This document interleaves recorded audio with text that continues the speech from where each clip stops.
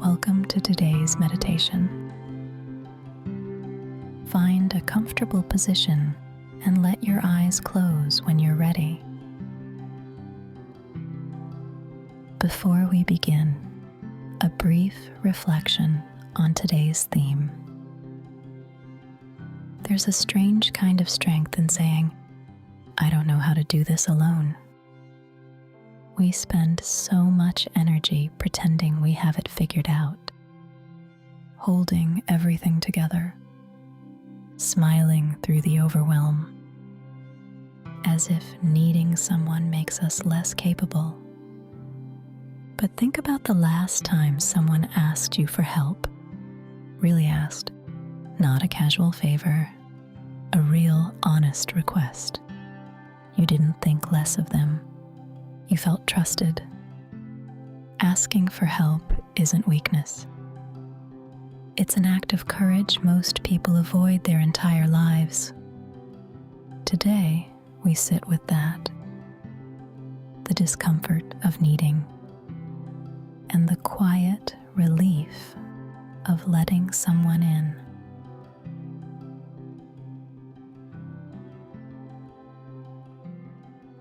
Let your body settle wherever it is. Feel the weight of you against whatever is holding you up right now. A chair, a cushion, a bed. Something is supporting you. You didn't have to ask for that support.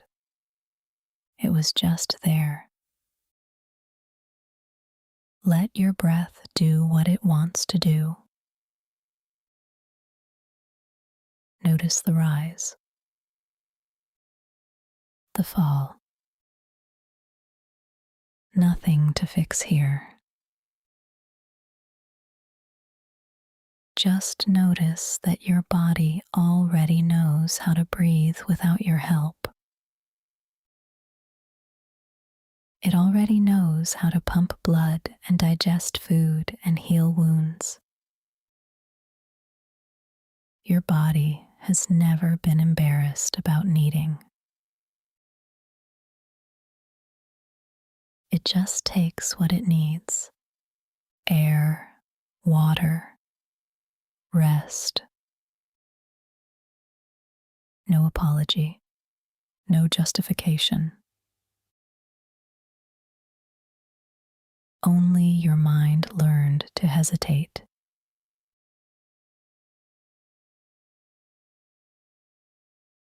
When did asking for help become so hard?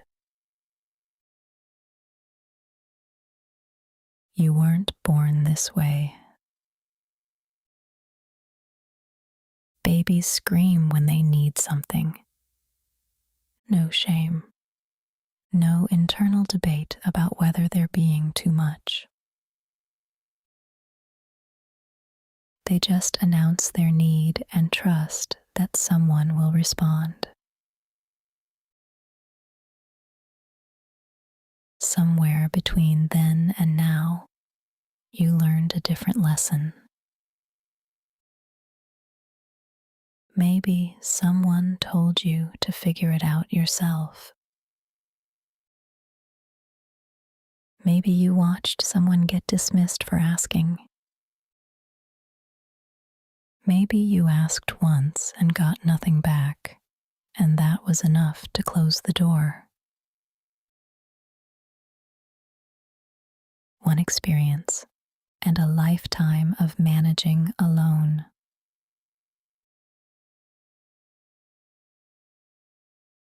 Think about what you're carrying right now. Not the big dramatic things, the quiet ones. The thing at work you're not sure how to handle.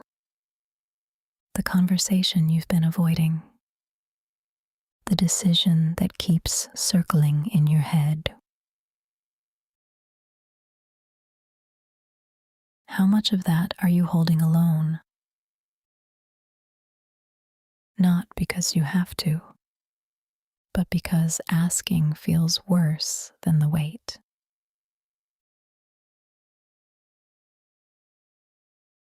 That's worth sitting with for a moment.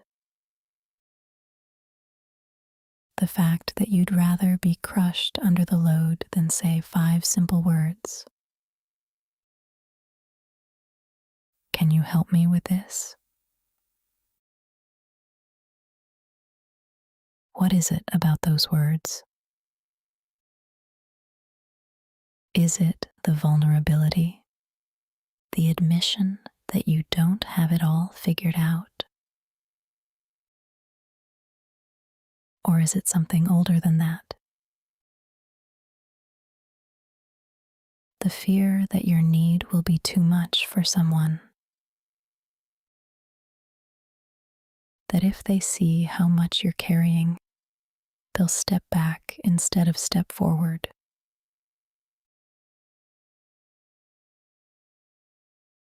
Here's what's interesting.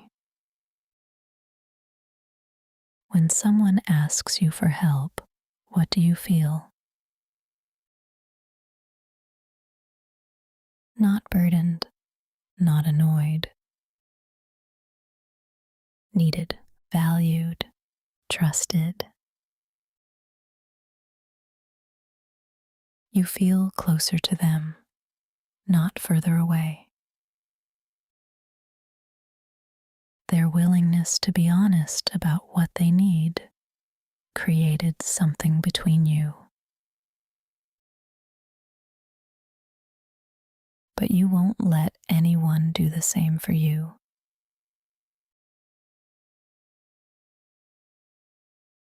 We have this backwards. We think self-sufficiency is admirable, and it can be, but it becomes a prison when it's the only option you allow yourself.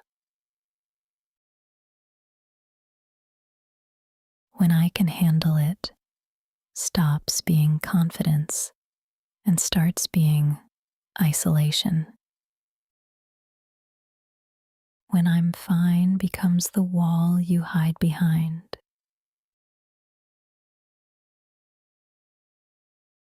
There's a version of strength that nobody celebrates. The strength it takes to say, I'm lost. To call a friend at midnight because the silence is too loud. To sit across from someone and admit you don't have a plan. That kind of strength doesn't get posted on motivational accounts. It doesn't fit on a bumper sticker. But it's the bravest thing a person can do. Notice your shoulders right now. Are you holding them up near your ears? Let them drop. Feel the difference between carrying and releasing. Even that small act of letting go takes a kind of trust. Trust that you won't collapse without the tension.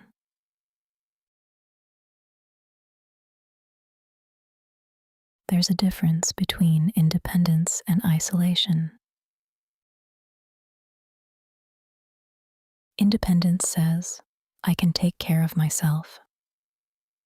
Isolation says, I have to. Independence is a choice. Isolation is a cage dressed up as strength. And most of us can't tell the difference anymore. We've been doing it alone for so long, we forgot there was another option.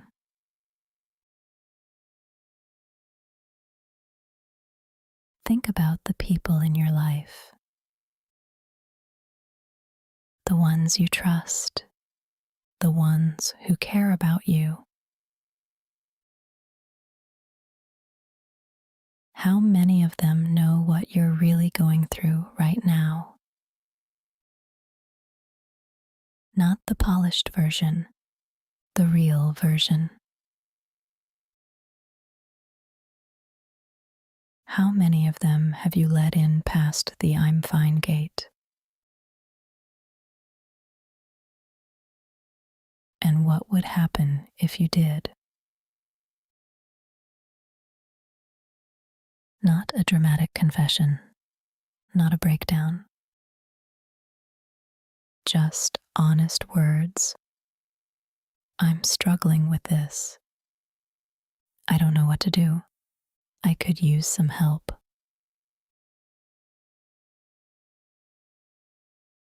Most people don't ask because they imagine the worst. They imagine being dismissed, being judged, being seen as weak. But what actually happens most of the time is surprisingly simple. Someone says, "Of course," and means it. Or they say, "I've been there too." And suddenly, you're not alone. Something shifts, not because the problem got solved, but because you stopped carrying it by yourself.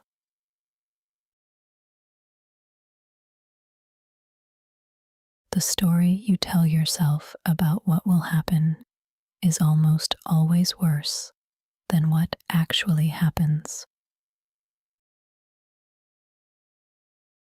Your fear of rejection is louder than the actual risk of rejection. It's a movie your mind plays on repeat. The worst case reel.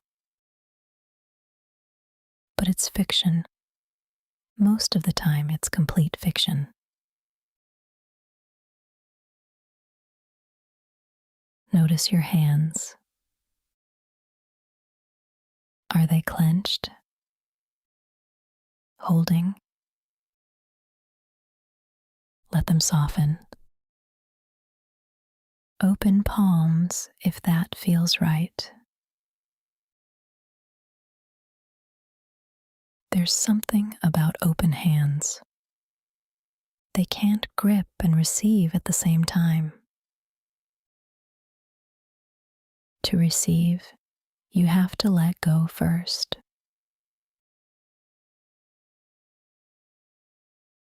Asking for help is also a gift you give someone else. When you ask, you're saying, "I trust you enough to let you see me without the armor."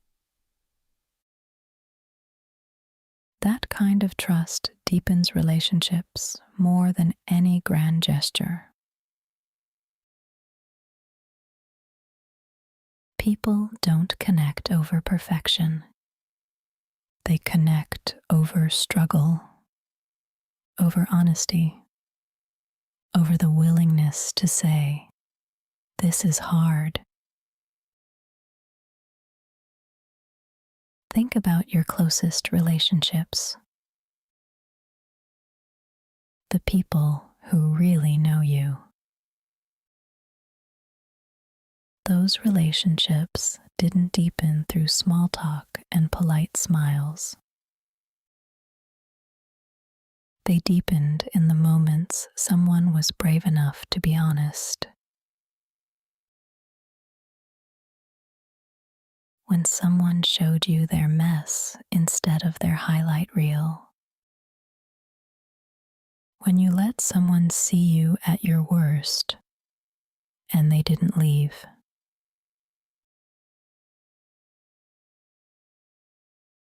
That's what asking for help creates. Not dependency, connection. There's also a skill to how you ask.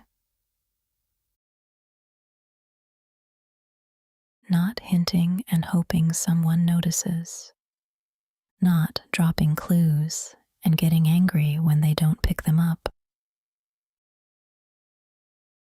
But saying clearly, simply, directly what you need. I need someone to listen right now, not to fix anything, just to listen. I need help figuring this out. I've been going in circles. I need a break. Can you take this for a while? Clear asking is generous. It gives the other person a chance to actually help. Instead of guessing what you need and getting it wrong,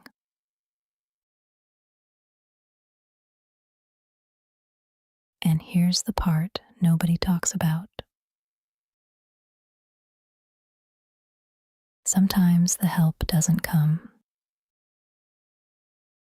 Sometimes you ask and the answer is no, or silence, or something that doesn't actually help.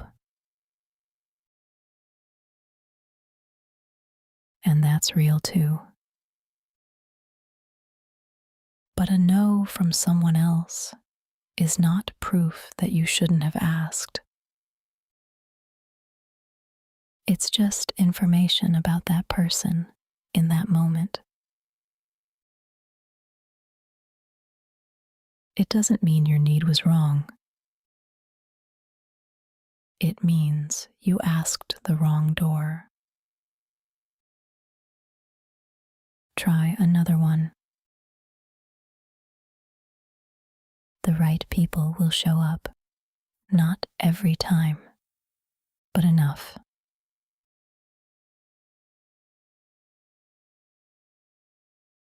Let your breath deepen just slightly. Not forcing, just allowing a little more air. As if your lungs were asking for more, and you said yes.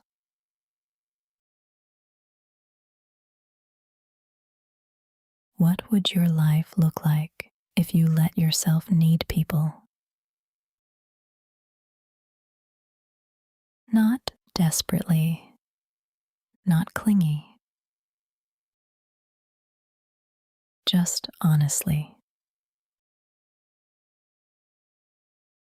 If you stopped performing self-sufficiency and started practicing genuine connection, what would change?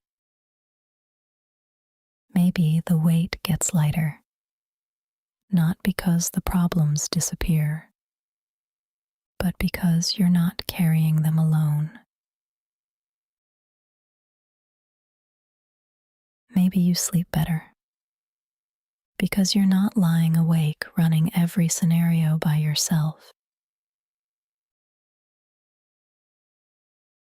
Maybe you feel less angry because resentment grows in the gap between what you need and what you refuse to ask for.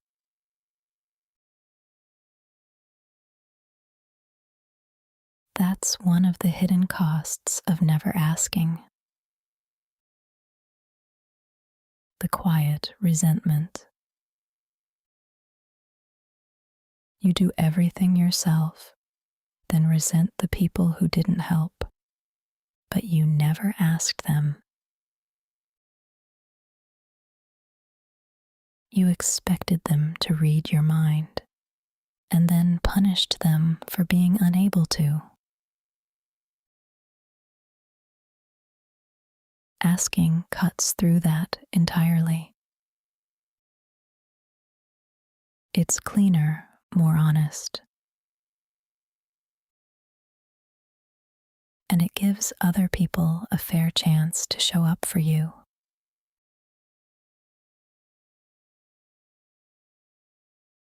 It might feel uncomfortable at first, like taking off armor you've worn so long you forgot it was there.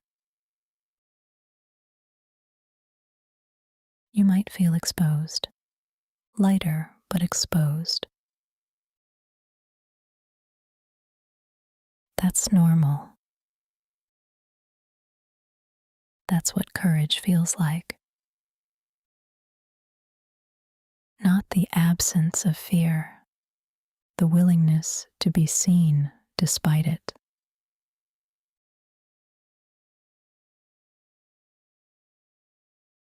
You don't have to change everything today. You don't have to become someone who asks for help with everything.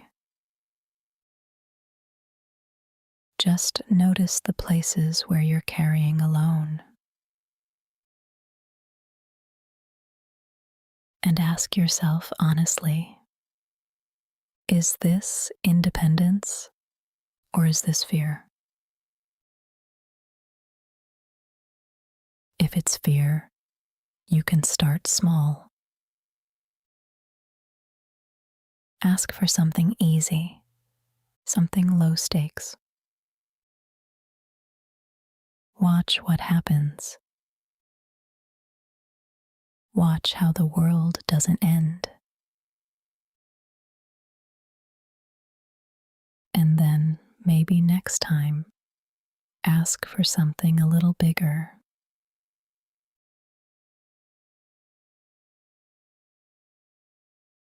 Start to notice the sounds around you now. Whatever is happening in the room, outside the room, let the world come back in.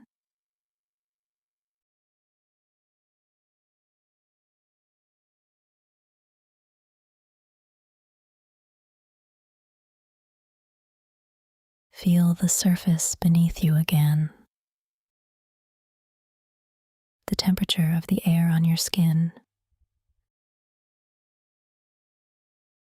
Your weight. Your breath. All of it held. All of it supported.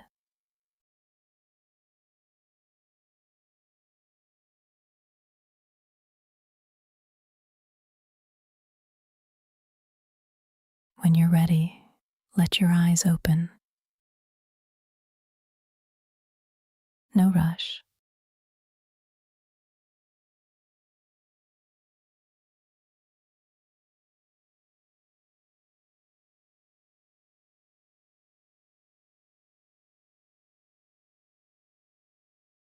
Carry this with you today,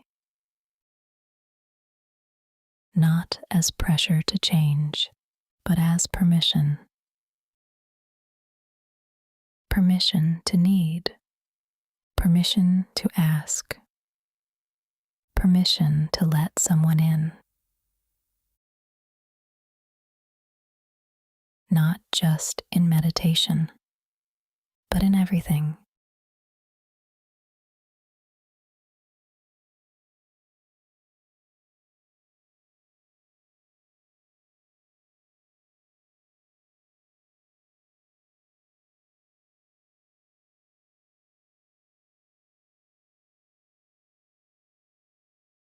Thank you for practicing with me today. See you next time, because meditation should be free.